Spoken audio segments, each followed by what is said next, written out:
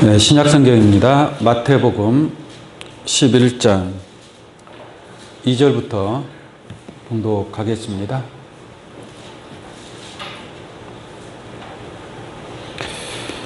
요한이 옥에서 그리스도의 하신 일을 듣고 제자들을 보내어 예수께 여짜오되 오실 그이가 당신이오니까 우리가 다른 일을 기다리오리까? 예수께서 대답하여 가라사대 너희가 가서 듣고 보는 것을 요한에게 고하여 소경이 보며 안진뱅이가 걸으며 문둥이가 깨끗함을 받으며 귀머거리가 들으며 죽은 자가 살아나며 가난한 자에게 복음이 전파된다 하라. 누구든지 나를 인하여 실족하지 아니하는 자는 복이 있도다 하시니라. 저희가 떠나매 예수께서 무리에게 요한에 대하여 말씀하시되 너희가 무엇을 보려고 광야에 나갔더냐? 바람에 흔들리는 갈대냐? 그러면 너희가 무엇을 보려고 나갔더냐? 부드러운 옷 입은 사람이냐? 부드러운 옷을 입은 자들은 왕궁에 있느니라. 그러면 너희가 어찌하여 나갔더냐? 선지자를 보려더냐? 옳다. 내가 너희에게 이르노니 선지자보다 나은 자니라. 기록된 바 보라 내가 내 사자를 내 앞에 보내노니 저가 내 길을 네 앞에서 예비하리라 하신 것이 이 사람에 대한 말씀이니라. 내가 진실로 너희에게 말하노니 여자가 낳은 자 중에 세례 요한보다 큰 이가 일어남이 없도다. 그러나 천국에서는 극히 작은 자라도 저보다 크니라. 아멘. 마태복음 11장 2절로 11절까지 봉독해 드렸습니다. 오늘 이 말씀을 통해서 세례 요한의 실체와 하나님의 섭리라는 제목으로 말씀을 증거하도록 하겠습니다. 오늘 말씀을 통해서 세례 요한이가 어떠한 자였는지, 그 세례 요한에 관한 또 하나님의 뜻이 무엇이고 어떠한 하나님의 섭리가 숨겨져 있는지 그 놀라운 섭리를 깨닫는 귀한 시간이 되기를 원합니다. 성경에서 이 세례 요한이라는 인물이 예수님보다 먼저 나타나서 어떤 큰 일을 행한 그러한 선지자로 많은 사람들이 알고 있습니다. 세례 요한에 관해서. 그래서 세례 요한은 위대한 선지자고 예수님의 길 예비자로서 그 사명을 충실하게 감당한 그러한 선지자였고 또 세례 요한은 하나님의 말씀을 그 사명을 감당하다가 순교한 순교자다. 이렇게 많은 사람들이 알고 있습니다. 그러나 우리가 어떠한 사람에 관해서 평가를 할 때에는 그 사람의 시작만 보고 평가할 수는 없습니다. 그 사람의 시작부터 끝까지 전체를 다 보고 그 사람에 대해서 평가를 해야지 어느 한 부분만 가지고 잘한 것만 가지고 이 사람은 훌륭하다라고 평가하는 것은 잘못된 것입니다. 왜냐하면 사람이라는 것이 처음에는 잘 나가다가도 또 마지막에 가서 또 못된 짓을 하는 경우가 있거든요. 그렇기 때문에 또 어떤 사람은 처음에는 좀 나쁜 것 같이 보이지만 그러나 이 사람이 회개하고 돌이켜서 또 좋은 일로서 마무리하는 경우가 있겠죠. 우리가 하나님 앞에 순종하는데 처음에는 열심히 순종하지만 또 나중에 가서는 불순종하는 경우가 있고 또 처음에는 불순종을 했지만 나중에 가서는 순종하는 경우가 있는 줄로 믿습니다. 그래서 그 사람에 대해서 평가할 때는 전체적인 것을 보고 평가를 해야 된다라고 말씀을 드릴 수 있습니다. 세례 요한도 마찬가지겠죠. 세례 요한도 시작부터 마지막까지 전체를 확인을 하고 세례 요한에 대해서 평가를 해야 된다라는 얘기입니다. 예를 들어서 가룟 유다는 예수님의 12제자에 속한 자죠. 12제자였습니다. 그리고 가룟 유다는 또 특별히 재정을 봤단 말이에요. 재정 담당을 했습니다. 그만큼 믿음이 있었다라는 얘기죠. 그런데 이 가룟 유다가 처음에는 예수님의 제자로서 그 사명을 했지만 결국 나중에는 자기 스승을 팔아먹고 은 30냥에 스승을 팔아먹고 결국은 비참한 죽음을 맞이하게 된 것 아니겠습니까? 여러분들 가룟 유다에 관해서 그렇게 알고 있죠? 가룟 유다의 시작부터 끝까지 전체를 알고 우리가 가룟 유다에서 평가를 하는 것입니다. 사도 바울 있죠, 사도 바울. 사도 바울이 처음에는 예수 믿는 자들을 잡아가고 결박시키고 옥에 가두고 또 예수 믿는 자들을 죽이는데 앞장섰던 자가 사도 바울이었습니다. 그때는 사울이었죠, 사울. 스데반 집사를 돌로 쳐 죽이는데 앞장선 게 바로 사울이었습니다. 근데 그 사울이 나중에는 다메섹 도상에서 예수님을 만나게 되죠.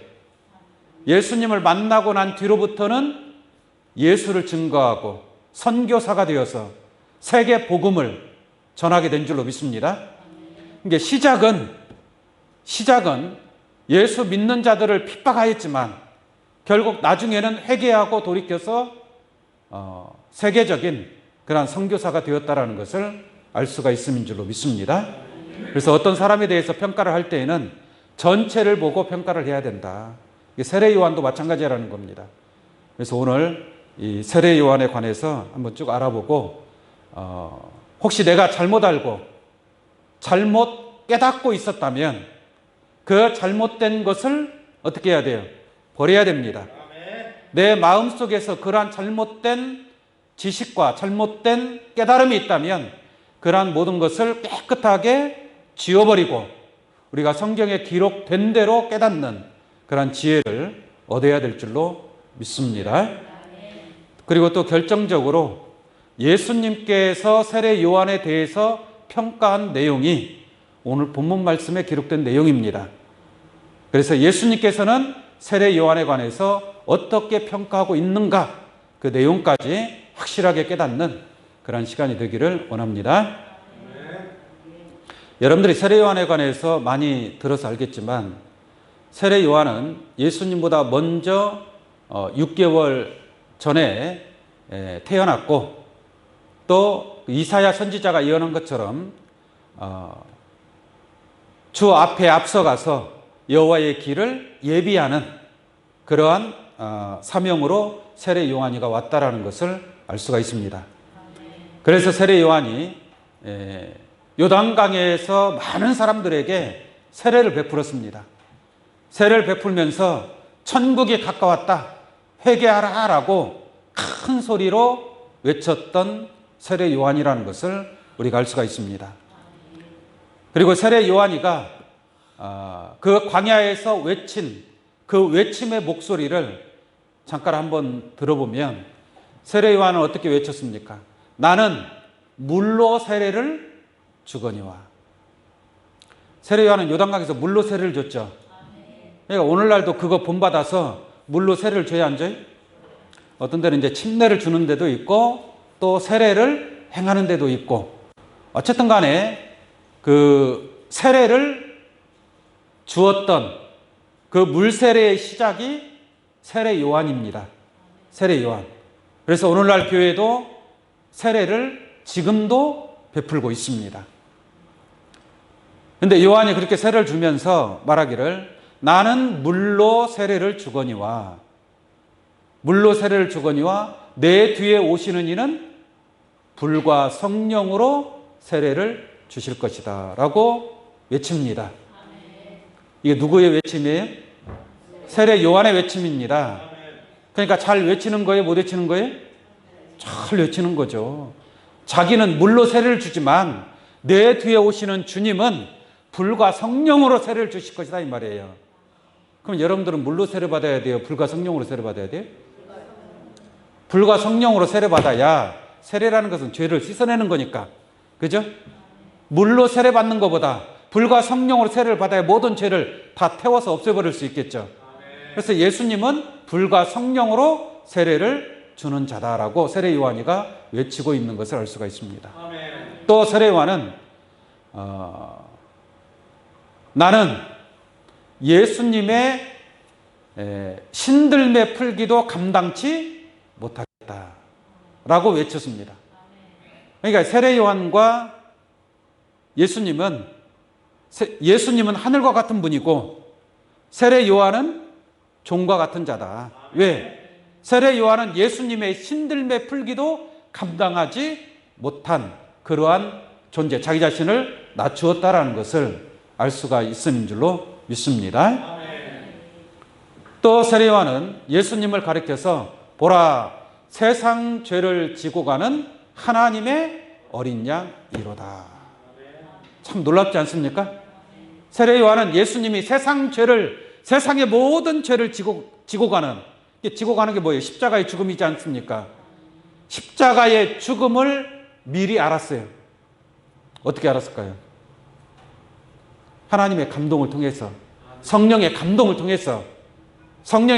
통해서 보라, 세상 죄를 지고 가는 하나님의 어린 양이로다 라는 것을 깨닫고 그렇게 외쳤다라는 것을 알 수가 있습니다. 아멘. 또 예수님이 세례 요한에게 와서 세례를 받았죠.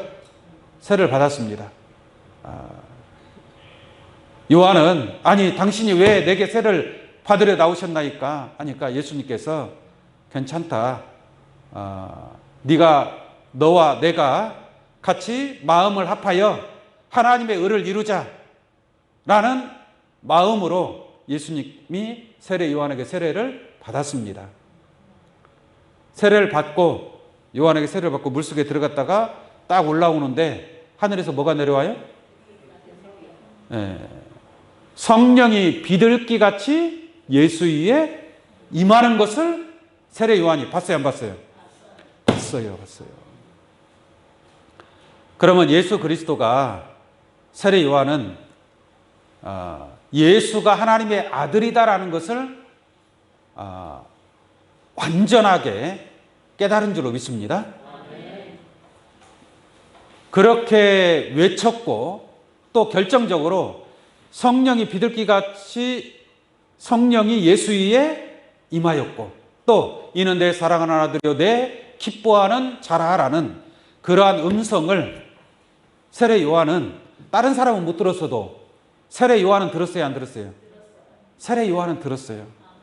그러니까 하나님의 아들 예수 그리스도, 세상 죄를 지고 가는 어린 양, 나는 그의 신들매 풀기도 감당하지 못하겠도다. 나는 물로 세례를 주지만 예수님은 불과 성령으로 너희에게 세례를 주시는 자다라고 외쳤기 때문에 분명하게 세례 요한은 예수님을 확실하게 그리스도를 알게 된 줄로 믿습니다.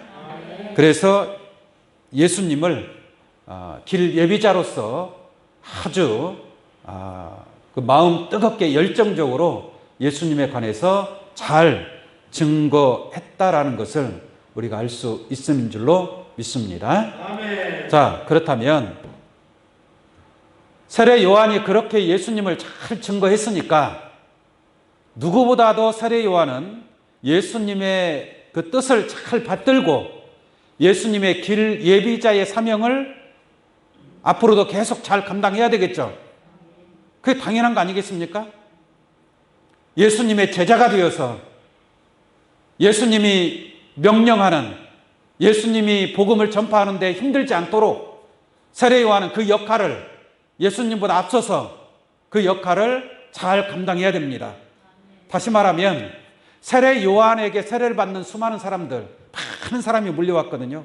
구름대와 같이 수많은 사람들이 세례 요한을 찾아서 세례를 받고 세례 요한으로부터 말씀을 들었단 말이에요. 그러면 그 많은 사람들을 누구에게로 인도해야 돼요? 예수님께로 인도해야 될 거 아니에요. 자기를 따르는 많은 사람, 자기는 예수님의 길 예비자잖아요. 세례 요한은 참 빛이 아니란 말이에요. 그냥 길 예비자의 역할을 하는 것이지 참빛은 예수 그리스도인 줄로 믿습니다. 예수님이 구원의 빛을 가지고 있으니까 그 많은 사람들을 누구에게로 인도해야 돼요? 예수께로 인도해야 돼요. 그러면 예수님은 편안하게 복음만 전파하면 될 거 아니에요.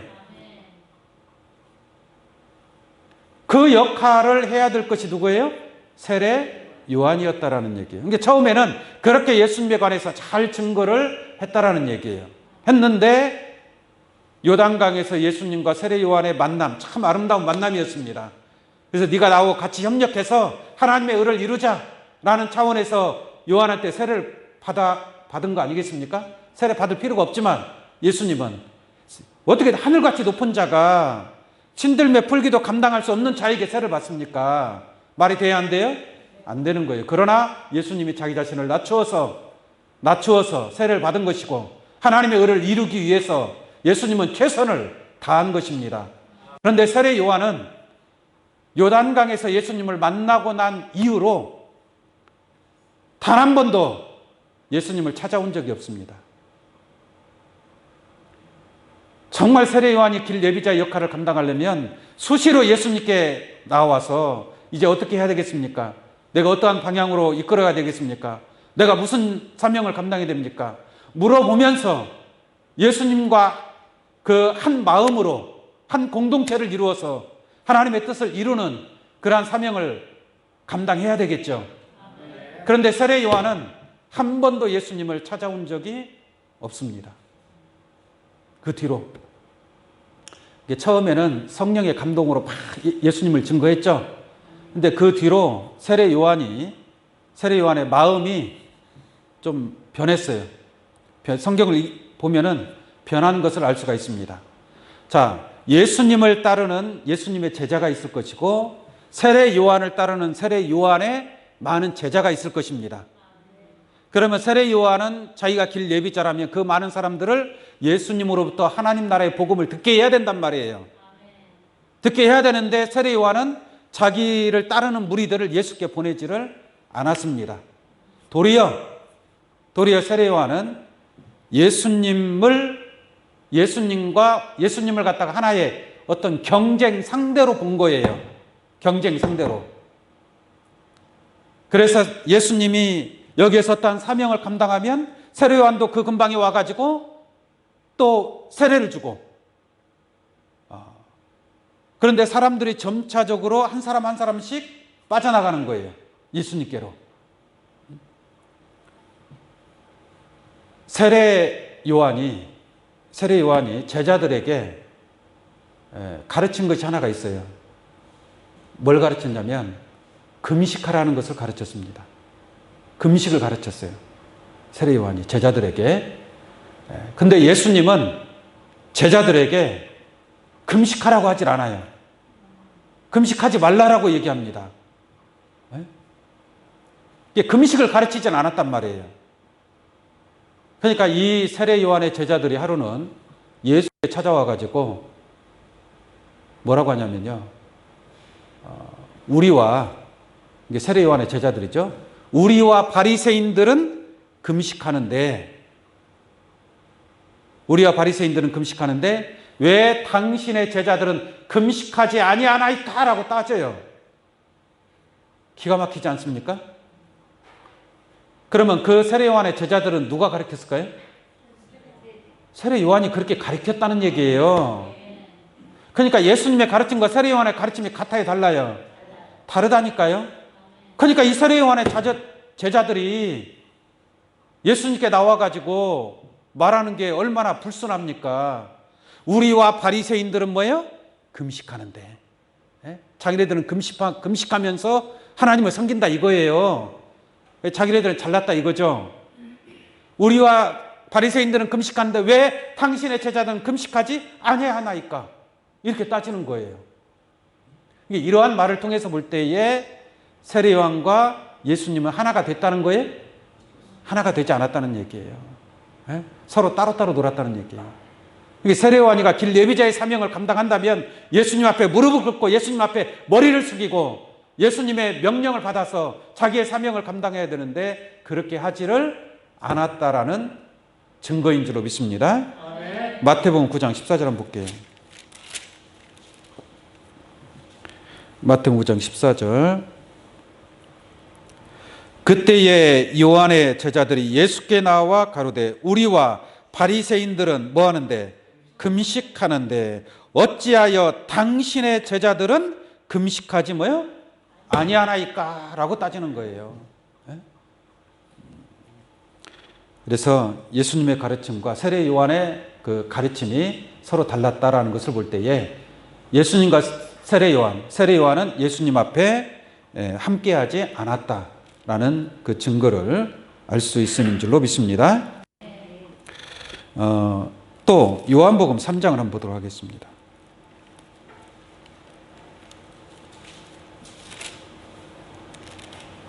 요한복음 3장 22절 보겠습니다. 요한복음 3장 22절입니다. 이후에 예수께서 제자들과 유대 땅으로 가서 거기 함께 유하시며 세례를 주시더라 그랬죠.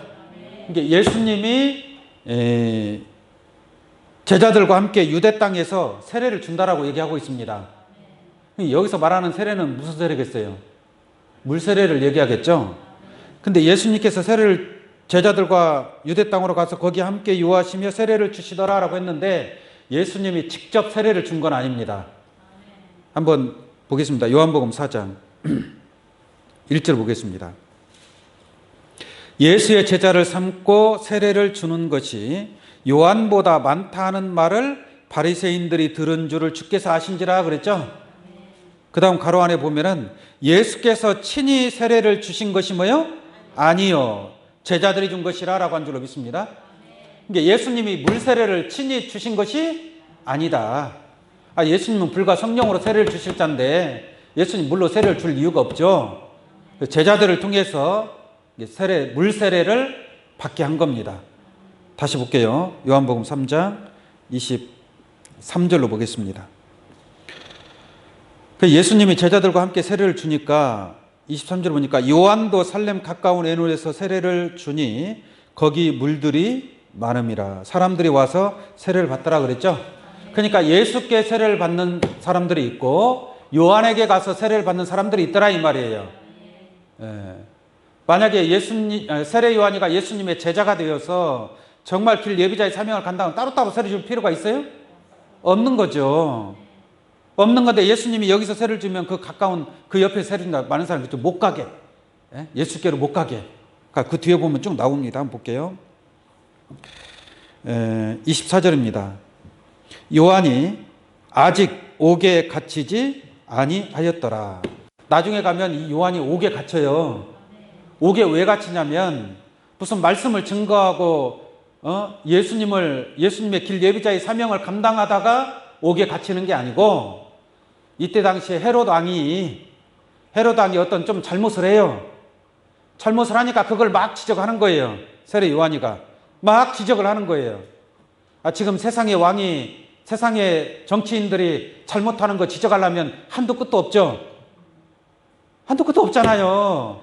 그걸 교회 안에 지도자가 그거 맨날 그거 지적할 필요가 있나요? 없습니다. 세상에 속한 사람들은 세상에 속한 길을 가는 거예요. 무슨 말인지 아시겠습니까? 그건 이제 나중에 훗날에 하나님이 심판하는 역사죠. 심판을 하겠죠.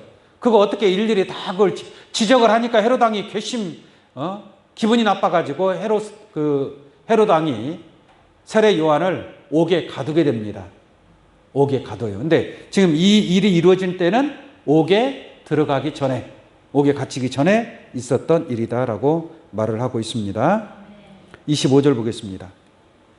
이에 요한의 제자 중에서 한 유대인으로 더불어 결례에 대하여 변론이 되었더니 저희가 요한에게 와서 가로되 랍비여. 그러니까 요한의 제자가 요한에게 와서 뭔가 보고를 하는 겁니다. 보고를 하는데 어떻게 보고하는가 볼게요. 저희가 요한에게 와서 가로되 랍비여. 랍비는 선생이라는 뜻입니다. 그러니까 요한의 제자의 입장에서 볼 때는 누가 선생이에요? 세례 요한이 선생이란 말이에요. 랍비고. 세례 요한은요, 누구냐면 제사장의 아들입니다.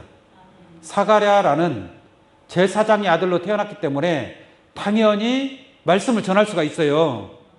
랍비로서 제사장의 아들이니까 레위 지파의 그 아론의 반열의 제사장이란 말이에요. 그러니까 세례 요한도 그 집안에서 태어났으니까 제사장의 사명을 감당할 수 있는 거겠죠. 그죠? 때가 되면은. 그래서 제자들이 그 세례 요한에게 랍비여 이렇게 호칭을 하는 거죠. 다시 보겠습니다. 랍비여, 선생님과 함께 요단강 저편에 있던 자, 곧 선생님이 증거하시던 자가 세례를 주매 사람이 다 그에게로 모여 가더이다 라고 말씀하고 있죠. 그러니까 이게 무슨 말이냐면 세례 요한의 제자가 정탐을 한 거예요. 예수님이 세례 주는 것을 봐서 얼마나 사람들이 많이 모이는가 하고, 가서 정탐을 하고 와서 세례 요한에게 보고를 하는 겁니다. 그러면서 하는 말이 뭐라고 그래요? 선생님이요. 이게 자기 스승한테는 뭐라고 그래요? 선생님이요 라고 이렇게 극존칭을 하면서 예수님에 대해서는 뭐라고 하냐면 선생님이요, 선생님과 함께 요단강 저편에 있던 뭐예요? 자, 선생님이 증거하시던 자가 세례를 주매 사람이 다 그에게로 뭐예요? 가더이다. 그러니까 예수님에 대해서는 아주 낮추고 자기 스승한테는 선생님, 랍비요 이렇게 부른단 말이에요. 세례 요한이 잘 가르쳤어요? 못 가르쳤어요? 못 가르친 거지. 제자를 보면 스승을 알 수 있다라고 얘기하잖아요. 뭐 자식을 보면 부모를 알 수 있다라고 얘기하는 것처럼. 그러니까 이 세례 요한의 제자들은 예수님을 아주 개무시해버린 거예요. 요단강 저편에 있던 차, 선생님이 증거하시던 차가 세례를 주매 다 그에게로 가더이다. 자기 스승한테 그렇게 보고를 하고 있다라는 것을 알 수 있음인 줄로 믿습니다. 아멘. 자, 27절 보겠습니다. 자, 이 얘기를 듣고 요한이 대답하여 가로되 만일 하늘에서 주신 바가 아니면 사람이 아무것도 받을 수 없느니라. 이것은 뭐냐? 하늘의 뜻이다라는 얘기예요. 하늘의 뜻이다. 그 다음에 나의 말한 바 나는 뭐라 그래요? 그리스도가 아니요. 당연히 자기가 무슨 그리스도입니까? 그리스도가 아니죠. 근데 사람들이 세례 요한을 막 그리스도처럼 봤거든요. 떠받들었거든요. 세례 요한이 메시아가 아닌가 싶어서 그렇게 막 떠받쳤거든요. 나는 그리스도가 아니요 그의 앞에 보내심을 받은 자라고 한 것을 증거할 자는 너희이라 라고 얘기하는 거예요. 그러니까 예수님 앞에 보내심을 받은 자라고 증거할 자는 너희니라. 제자들이다라는 얘기잖아요. 그러니까 예수 앞에 보내심을 받은 자가 자기 자신인데 자기가 처음에 증거했던 것처럼 그렇게 자기가 앞장서서 증거를 해야 돼요? 안 해야 돼요? 해야 될 거 아니겠습니까? 근데 자기의 사명을 이제 제자들에게 다 떠넘기는 거예요. 제자들에게. 자기 자신은 이미 끝났다라는 것을 자기가 스스로 이제 알게 된 겁니다. 왜? 사람들이 다 누구한테로 하는 거예요? 예수님께로 가버리잖아요. 자기는 이제 끝났다라는 얘기예요. 그리고 자기의 사명을 망각하고 지가 해야 될 사명을 제자들에게 떠넘겼다라는 것을 알 수가 있는 것입니다.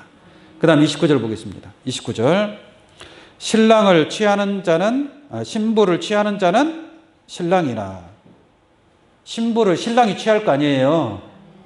그러니까 신랑이나 서서 신랑의 음성을 듣는 친구가 크게 기뻐하나니 신랑 친구가 옆에서 그걸 보고 있는 거예요. 기뻐요? 안 기뻐요? 기쁘다. 그렇죠. 신랑이 신부를 취하니까 신랑이 기쁜데 그 옆에서 보고 있는 신랑 친구. 신랑 친구. 자, 예를 들어서 신랑이 예수님이라면 또 신부가 있지 않습니까? 그러면 신랑이 예수님이면 나는 신부의 입장에서 함께 해야 될 거 아니에요. 근데 세례 요한은 신부의 입장에서 함께 한 거예요? 아니에요. 친구가 옆에서 구경만 한 거예요. 구경만. 이게 세례 요한은 구경꾼이다라는 뜻입니다. 구경꾼. 예? 다시 볼게요. 신부를 취하는 자는 신랑이나 서서 신랑의 음성을 듣는 친구가 크게 기뻐하느니 나는 이러한 기쁨이 충만하였노라. 그러니까 자기가 신부의 입장에서 예수님의 돕는 배필의 그러한 사명을 감당하지 못하고 그냥 옆에서 구경하는 친구밖에 안 됐다는 얘기예요. 친구밖에. 그리고 그 뒤에 뭐라고 합니까? 20절, 30절 말씀 보시면 그는 흥하여야 하겠고 나는 쇠하여야 하리라 하니라. 그는 흥하였고 그가 누구예요? 예수님이죠. 그러니까 예수님은 흥하고 자기는 뭐예요? 쇠하고. 그러니까 예수님은 모든 게 다 잘 되고 자기는 모든 게 뭐예요? 안 되고. 예? 그러니까 사람들이 이것을 어떻게 해석하느냐? 아, 세례 요한은 참 겸손한 사람이다. 예? 예수님은 흥하고 자기는 뭐예요? 쇠하여야 한다. 라고 하니까 세례 요한을 굉장히 겸손한 자로 예수님만 높여주는 자로 그렇게 생각하는데 이것은 그런 내용이 아닙니다. 예수님이 흥하면 예수님의 제자들도 어떻게 해야 돼요? 흥해야죠. 회사 사장이 잘 되면 그 직원들도 뭐예요? 잘 돼야죠. 만약에 세례 요한이 예수님의 제자로 들어갔다면 예수님이 흥하면 그 제자들도 뭐예요? 좋은 거죠. 잘 되는 거 아니겠습니까? 나라의 대통령이 잘 되면 국민들도 뭐예요? 잘 되는 거예요. 그는 흥하여갖고 나는 뭐예요? 사회라는 것은 한 몸이 됐다는 얘기 안 됐다는 얘기예요? 한 몸이 안 됐다는 얘기예요. 이러한 섭리를 잘 깨달을 수 있는 줄로 믿습니다. 그 다음에 아까 봤지만 4장 1절 한번 볼게요. 4장 1절. 예수의 제자를 삼고 세례를 주는 것이, 보세요. 예수의 제자를 삼고 세례를 주는 것이 누구보다? 요한보다 많다 하는 말을. 그러니까 요한에게 세례받는 사람이 많아요? 예수에게 세례받는 사람이 많아요? 예수님께 세례받는 사람이 많아졌다는 얘기예요. 처음에는 요한에게 사람들이 다 밀려갔지만 예수님이 어렵고 힘든 가운데서 그 복음을 전하고 하니까 사람들이 이제 점차적으로 누구한테 오는 거예요? 예수께로 오는 거예요. 예수께로. 그 요한보다 많다 하는 말을 누가 들었어요? 바리새인들이 들었단 말이에요. 그러니까 바리새인들은 예수님과 요한이 서로 이 경쟁하는 것을 제3자 입장에서 지켜보고 있는 거예요. 지켜보고 있는데 사람들이 세례 요한한테 많이 갈 줄 알았더니 누구한테 많이 가요? 예수님한테 많이 가는 거예요. 그것을 바리새인들이 들은 것을 누가 알았다는 얘기예요? 주께서 아신지라. 예수님께서 그걸 알고 있다라는 얘기예요. 이런 내용을 통해서 볼 때 세례 요한은 예수님의 길 예비자 역할을 한 것이 아니라 나중에 가서는 인간적인 마음이 들어갔어요. 인간적인 마음. 그러니까 세상 정치인한테 자꾸 뭐 지적질이나 하고 그런 거죠. 자기가 세상적으로 정치적으로 좀 유명해지고 싶고 자기가 높아지고 싶었던 거예요. 그러니까 세례 요한의 잘못된 것, 그 헤로당의 잘못된 것을 지적했던 것입니다. 그래서 결국은 옥에 갇히게 됐잖아요. 세례 요한이 감옥에 갇히게 된 겁니다. 자, 오늘 본말씀 한번 보도록 할게요. 마태복음 11장 2절 보겠습니다. 마태복음 11장 2절. 요한이 옥에서 그리스도의 하신 일을 듣고, 이게 요한이 제자들을 통해서 예수님이 어떻게 하고 있는지 이렇게 지켜보고 있는 거예요. 지켜보는 거예요. 하신 일을 듣고 제자들을 보내어, 자기 제자들을 예수께 보내는 겁니다. 보내서 뭐라고 하는가 볼게요. 3절 보겠습니다. 예수께 여짜오되 오실 그이가 당신이오니까 우리가 다른 일을 기다리오리까. 이렇게 질문을 하는 겁니다. 자, 요한은 지금 옥에 갇혀 있죠. 꼼짝 못하고 있습니다. 옥에 갇혀 있는데 세례 요한이가 제자들을 통해서 지금 질문을 하는 거예요. 결론적으로 누구한테 질문하는 거예요? 요한이 예수님께 질문하는 거나 마찬가지죠. 자기는 옥에 갇혀 있으니까 자기가 직접 질문할 수는 없고, 그러니까 요한을 통해서 물어보는 거예요. 다시 한번 볼게요. 예수께 여짜오되 오실 그이가 당신이오니까. 이게 오실 그이가 예수님 앞에 길 예비자로 세례요한이가 왔잖아요. 그러니까 오실 그이가 당신이 오니까 우리가 다른 일을 기다리오리까 라는 것은 오리라 한 그리스도가 당신입니까? 아니면 우리가 또 다른 그리스도를 기다려야 됩니까? 이 얘기예요. 그러면 이 말은 무슨 말입니까? 오실 그이가 당신이 오니까 우리가 다른 일을 기다리오리까. 다른 일을 기다린다라는 것은 당신이 진짜가 아니라면 내가 다른 사람을 기다려야 되지 않느냐라는 얘기잖아요. 이해 가시겠습니까? 다시 말하면 당신이 그리스도가 아니요? 요거 물어보는 거예요. 오실 그이가 그리스도 메시아가 오신다고 그랬잖아요. 예수가 그리스도인 줄로 믿습니다. 근데 오실 그이가 당신입니까? 내가 다른 일을 기다리오리까? 이 말은 당신은 진짜요? 가짜요? 요거 물어보는 겁니다. 세례 요한이 예수님께. 예수님이 기가 막혀요, 안 막혀요? 기가 막힌 거죠. 자기 입으로 세상 죄를 지고 가는 어린 양이라고 그랬죠? 나는 그의 신들매 풀기도 감당하지 못한다고 그랬죠? 네? 내 뒤에 오시는 불과 성령으로 세례를 준다고 그랬죠? 하늘에서 성령이 비둘기같이 임하는 걸 봤죠? 이는 내 사랑하려도 내 기뻐하는 자의 음성을 들었죠?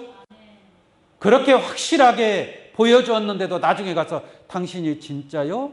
오실 그이가 당신입니까? 아니면 내가 다른 일을 기다려야 됩니까? 어떻게 이런 말을 하냔 말이에요. 그래서 세례 요한은 처음에는 성령으로 시작은 성령으로 시작했다가 끝날 때는 뭐예요? 육으로 끝난 거예요. 육으로 끝난 거예요. 잘 깨우침 받기 바랍니다. 그래서 오실 그이가 당신이 오니까 내가 다른 일을 기다리올까? 다른 일을 기다릴 필요가 있어요, 없어요? 이미 그리스도 예수가 왔는데 무슨 다른 일을 기다리올까냐 말이죠. 그러니까 예수님이 참 기가 막혀서 어떻게 답변하는가 보겠습니다. 4절.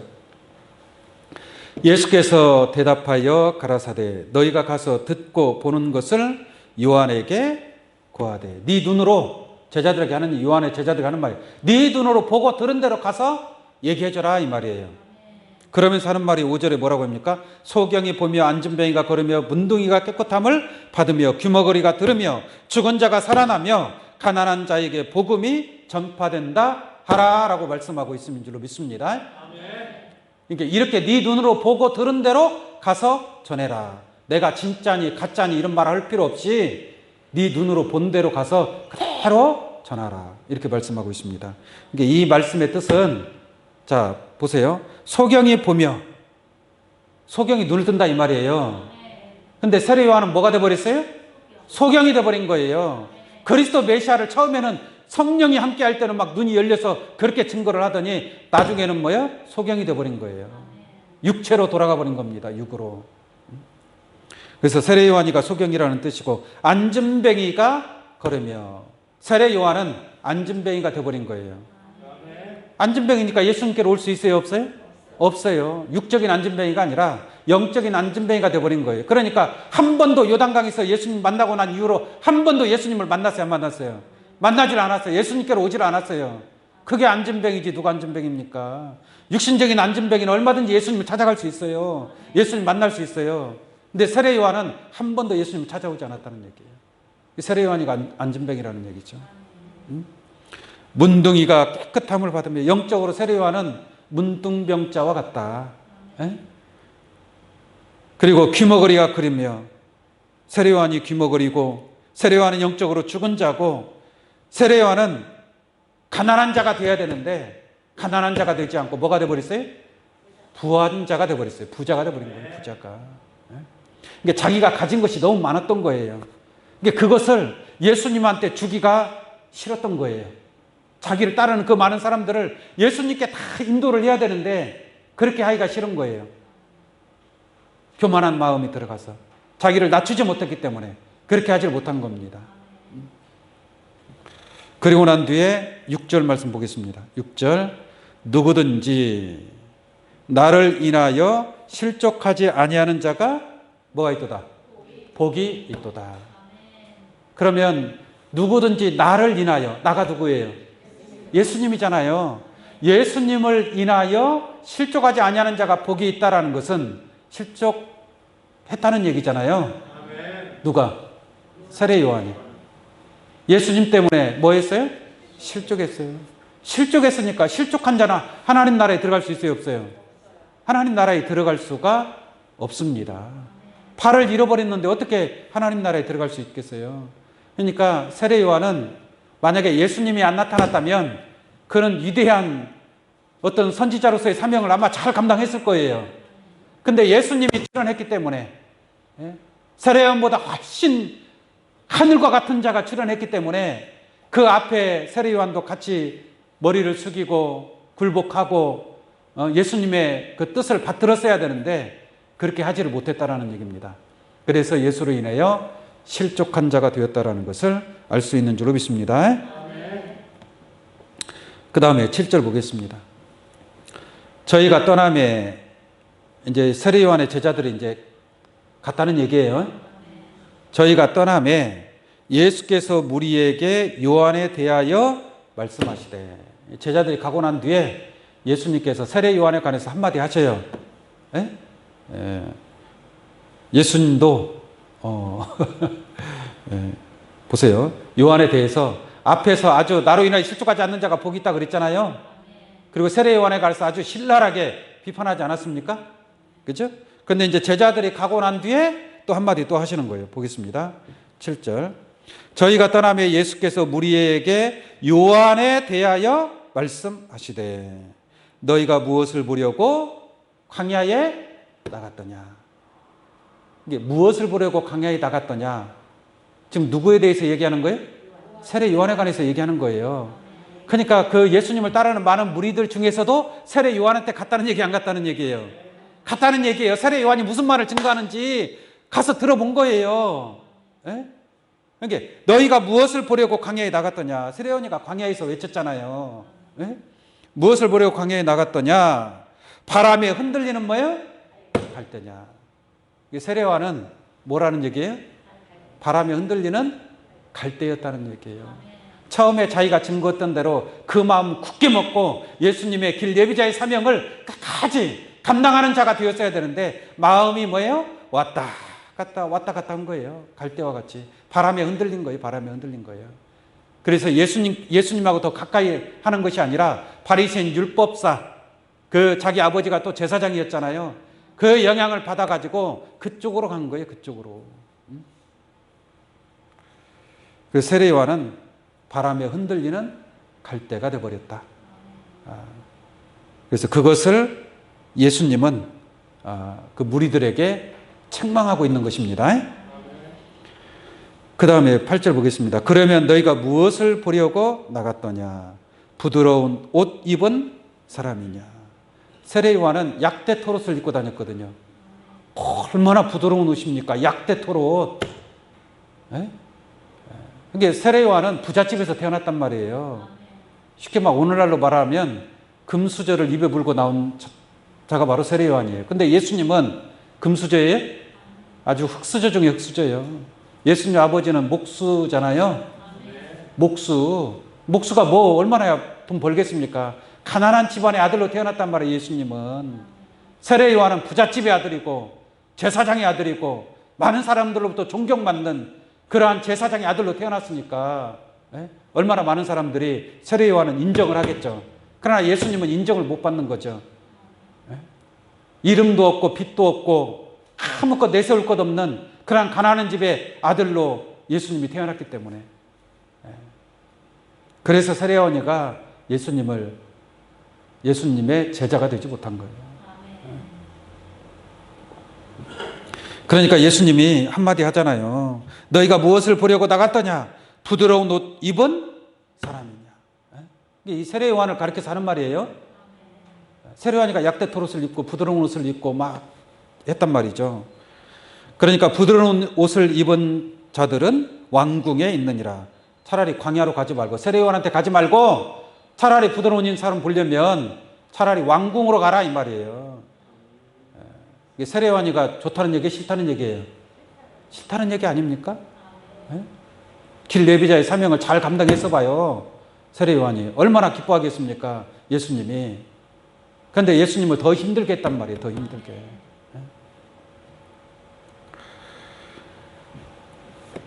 예수님이 세례 요한에 관해서 말할 때에 예수님의 제자들이 이제 예수님의 말씀을 듣고 복음을 전할 거 아니에요. 그러니까 이제 우리 예수가 그리스도다, 메시아다라고 얘기를 하니까 이 바리새인 율법사들이 야, 니네 스승이 메시아면 그리스도가 오기 전에 엘리야가 먼저 와야 된다. 에? 그럼 엘리야가 누구냐? 라고 보니까 제자들이 답변을 못하는 거예요. 그래서 예수님한테 물어봐요. 오류한 엘리야가 도대체 누굽니까? 그러니까 예수님이 누구라 그래요? 세례 요한이라고 얘기한단 말이에요. 에? 세례 요한이다. 말라기에 예언한 것처럼 오리란 엘리야가 바로 세례 요한이다라고 예수님이 알려줍니다. 그러니까 또 이제 예수님의 제자들은 엘리야가 바로 세례 요한이구나. 그래서 세례 요한이 오고 그 다음에 주님께서 오셨구나. 이게 딱 맞아 떨어지잖아요. 그러면 세례 요한은 자기가 오리란 엘리야라고 얘기해야 될 거 아니에요. 근데 세례 요한은 자기가 엘리야라고 말을 해야 하네요? 안 해요. 나는 오리란 엘리야가 나는 아니다. 정작 본인이 자기가 오리란 엘리야가 나는 아니라고 얘기해버리니까 예수님은 졸지에 뭐가 되는 거예요? 거짓말쟁이가 돼버리는 거예요. 거짓말쟁이가. 네? 그러니까 이 세례 요한은 예수님의 길을 처음에만 그럴듯하게 하는 것 같았지만 결국 본론에 들어가서는 아무것도 한 것이 없어요. 도리어 예수님을 힘들게 했다라는 것을 우리가 알 수 있는 줄로 믿습니다. 자, 한번 보겠습니다. 자, 10절 보겠습니다. 10절. 9절 볼까요? 9절. 그러면 너희가 어찌하여 나갔더냐? 선지자를 보려더냐? 옳다. 내가 너희에게 이르노니 선지자보다 나은 자입니다. 예수님께서 세례 요한에게 지금 계속 얘기하는 거예요. 왜 그러느냐? 10절 보니까 기록된 바 보라 내가 내 사자를 네 앞에 보내노니 저가 네 길을 네 앞에서 예비하리라 하신 것이 이 사람에 대한 말씀이니라라고 한 줄로 믿습니다. 이제 길 예비자로 온 자가 바로 세례 요한이다라는 것을 여과 없이 예수님도 그렇게 증거하고 있다 이 말이에요. 그러니까 오리란 엘리야가 누구다? 세례 요한이다라는 얘기. 세례 요한이 엘리야의 심령과 능력으로 와서 아비의 마음을 자식의 마음을 아비에게로 돌이키게 하는 그러한 사명자로 왔다라는 것을 말씀하고 있는 줄로 믿습니다. 세례 요한이 태어나기도 전에 천사가 또 그렇게 다 알려줬어요. 확실하게 이 세례 요한은 오리란 엘리야의 사명으로 왔다라는 것을 분명하게 말씀을 증거하고 있습니다. 아멘. 자, 11절 보겠습니다. 11절 마지막. 내가 진실로 너희에게 말하노니. 예수님이 어떻게 말하느니? 진실로 내가 너희에게 말하노니. 여자가 낳은 자 중에, 여러분들은 누가 낳았어요? 여자가 낳았죠. 여자가 낳은 자 중에 세례 요한보다 큰 이가 일어남이 뭐예요? 없도다. 세례 요한보다 큰 선지자가 나타난 적이 없다 이 말이에요. 세례 요한은 예수님의 길 예비자의 사명으로 왔으니까 얼마나 큰 자입니까? 그러니까 여자가 낳은 자 중에 세례 요한보다 큰 이가 일어남이 없도다. 많은 구약의 선지자들이 있지만, 많은 선지자들이 있지만 이렇게 지금 세례 요한에 가서 예수님이 얘기하는 거예요. 세례 요한보다 큰 이가 일어남이 없도다. 그러나라는 것은 뭐예요? 반대되는 내용을 얘기할 때 그러나라고 얘기하죠. 앞에서 좋은 것을 얘기했어요. 많이 좋은 것을 얘기해놓고 그러나 나쁜 것이 있다. 무슨 말인지 아시겠어요? 그러나라는 것은 정반대되는 말을 할 때에 사용하는 접속사란 말이에요. 그러니까 앞에서는 막 여자가 낳은 자 중에 세례 요한보다 큰 이가 일어남이 없도다. 제일 큰 자다. 세례 요한은 큰 자라고 얘기해놓고 뒤에 가서 그러나 이제 반대되는 내용을 얘기한다는 얘기죠. 자, 보겠습니다. 그러나 천국에서는 극히 작은 자라도, 이게 지극히 작은 자, 이게 극히 작은 자라도 저보다 뭐예요? 크니라라고 말씀하고 있습니다. 뭐 천국에서는 극히 작은 자, 극히 작은 자는 맨 꼴찌, 맨 꼴찌. 무슨 말인지 아시겠어요? 극이라고 했습니다. 극히. 이제 더 이상 작은 자가 있어요, 없어요? 없을 때 극히 작은 자라고 얘기하는 거예요. 네? 예를 들어서 천국에 100명 들어간다고 생각해요. 딱 100명 들어가. 그러면 제일 꼴찌가 몇 번이에요? 100번이에요, 100번. 그런데 극히 작은 자도 누구보다 크다? 세례 요한보다 크다. 그러면 세례 요한은 천국의 꼴찌에도 들어가요, 못 들어가요? 못 들어간다니까요, 꼴찌에도. 그러므로 세례 요한은 천국에 들어갈 수 있어요, 없어요? 천국에 들어갈 수 없는 자로 예수님의 평가는 끝난 거예요, 벌써 2000년 전에. 무슨 말인지 아시겠습니까? 예수님이 세례 요한에 관해서 이와 같이 분명하고 확실하게 평가하고 있는 줄로 믿습니다. 그럼 왜 천국에서 극히 작은 자보다 못하냐 이거죠. 여자가 낳은 자 중에 세례 요한보다 큰 이가 일어남이 없도다. 예수님이 제자들이 예수님께 물어봐요. 주여, 천국에서는 누가 크니까? 라고 물어봐요. 천국에서 누가 크니까? 잘 들어야 되겠죠? 천국에서 극히 작은 자가 되고 싶어요? 큰 자가 되고 싶어요? 큰 자가 되어야 될 거 아닙니까? 천국에서 누가 크니까? 라고 물어보니까 예수님 뭐라고 답변하고 있습니까? 어린아이를 앞에 딱 세워놓고 이 어린아이와 같이 자기를 낮추는 그이가 천국에서 큰 자니라라고 한 줄로 믿습니다. 그러면 세례 요한은 자기를 낮췄어요? 높였어요? 높였다는 얘기예요. 자기를 낮추지 못했습니다. 종과 같이, 예수님 앞에 종과 같이 자기를 낮춰야 되는데 예수님보다 더 큰 자가 되려고 했던 거예요. 네? 교만한 마음이 들어갔던 겁니다. 그래서 극히 작은 자보다 못한, 천국에 들어갈 수 없는 그러한 세례 요한이가 되었다는 것을 알 수 있는 줄로 믿습니다. 그럼 오늘날 교회에서 세례 요한에 관해서 알고 있는 것은 다 지금 똑바로 알고 있는 거예요? 잘못 알고 있는 거예요? 잘못 알고 있는 거예요? 잘못 알고 있는 거예요? 무슨 세례 요한이 위대한 선지자고 무슨 순교자입니까? 세례 요한이 순교했어요? 순교라는 것은 뭐냐면 하나님의 말씀을 지키다가 하나님의 말씀과 예수 그리스도의 증거를 인하여 죽임을 당했을 때에 그게 순교자가 되는 겁니다. 그러니까 세례 요한은 정치에 참여했다가 쓸데없이 자기가 더 높아지고자 많은 사람들로부터 인기를 얻고자 한 거예요. 그래서 세례 요한은 순교자가 아닌 줄로 믿습니다. 순교자라면 극히 작은 자보다, 천국에서 극히 작은 자보다 못할 수 있어요? 계시록 20장 4절 말씀 보면은 하나님의 말씀과 예수 그리스도의 증거를 인하여 죽임을 당한 영혼들이 그리스도와 더불어 1000년 동안 무슨 노릇하는 거예요? 왕 노릇하는 거예요. 천국에서 큰 자가 되는 거예요. 무슨 말인지 아시겠습니까? 진짜 순교자라면, 진짜 하나님의 뜻을 위해서 순교한 순교자라면 하나님 나라에서 왕 같은 제사장의 그러한 영광이 함께하게 될 것인 줄로 믿습니다. 그런데 세례 요한은 비록 세상에서는 큰 자지만 천국에서는 극히 작은 자보다 못한 자가 됨으로 말미암아 천국에 들어가지 못할 자가 되었다는 것을 우리가 깨달을 수 있는 줄로 믿습니다. 그렇다면 오늘날 세례 요한에 관해서 잘못 알고 있는 모든 것들 다 깨끗하게 우리의 마음속에서 지워버려야 될 줄로 믿습니다. 세례 요한을 위대한 선지자고 순교자라고 한다면 예수님이 억울해요, 안 억울해요? 얼마나 억울하겠습니까? 세례 요한이 베풀던 그 세례를 오늘날 베풀고 있는 자들, 그 세례를 물세례를 행하고 있는 자들, 어찌 보면 세례 요한의 그 맥을 이어받은 자들이다 라고도 말할 수 있음인 줄로 믿습니다. 이 마지막 때에 진리의 성령을 통해서 모든 진리 가운데 모든 것을 다 알려주고 또한 깨닫게 해주는 줄로 믿습니다. 오늘 세례 요한에 관한 하나님의 말씀을 통해서 여러분들은 비록 세상에서는 내가 작은 자의 취급을 받는다 할지라도 천국에서는 왕 같은 제사장의 큰 하늘의 거룩한 축복이 여러분들에게 함께 하시기를 예수의 이름으로 축원합니다. 기도하겠습니다.